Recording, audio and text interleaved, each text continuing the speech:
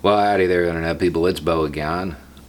Before we get started tonight, I want to put something out there because I've gotten a few messages from people, explaining why they've had to pause or cancel their Patreon right now. You owe me precisely zero explanation. None. It should not be a concern. Everybody right now is going to go through hard times. I take no personal offense to it. You do not owe me an explanation. Okay, so now on to the actual topic at hand, which may be related in some way. We're going to talk about congregations, religious services, something we do not normally talk about on this channel because I believe people's religious beliefs aren't really up for public debate. But we need to talk about religious services right now in this current climate because I'm noticing more and more religious leaders say that they're going to have services. Especially here in Florida, because in the emergency order there is a written-in exemption for it. It's an exemption, it's not a requirement. You don't have to do it. And it is risky. It is risky. There are other alternatives. For those religious leaders who feel that it is an imperative, that they absolutely must, have fellowship or reach out to their flock. I get it. Good for you. I get it. Live stream. Live stream. If you hold them in person, if you are good at what you do, and you have fostered a sense of community and family within your facility, people are going to let their guard down. People are creatures of habit. When they show up at that facility, they are going to do what they normally do. They are going to shake hands. They're going to try to keep their voices low. So they're going to lean in and whisper. Whole bunch of things happen in religious facilities that are not best practices right now.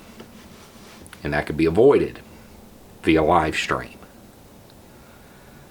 And I know there are some out there who would say, well, the higher power, God, will protect. Okay.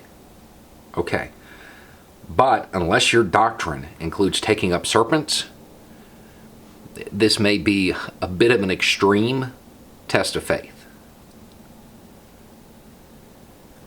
And what happens when God's plan includes one or many of your flock dying?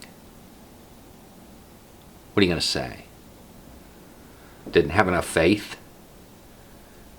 In a moment of doubt, that's when it overcame them. That's why you always have to have faith. I am not sure that your congregation will accept that. Live stream. There are alternatives. There are other things that can be done.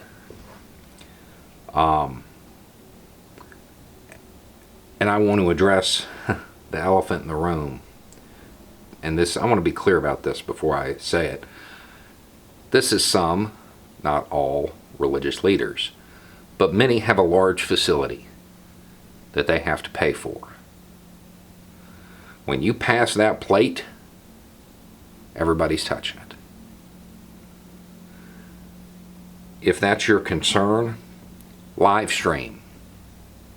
Live stream on YouTube. People can make contributions that way. I don't think it is a good idea to pack people that tightly together in an enclosed space where if you've done your job, they feel like family.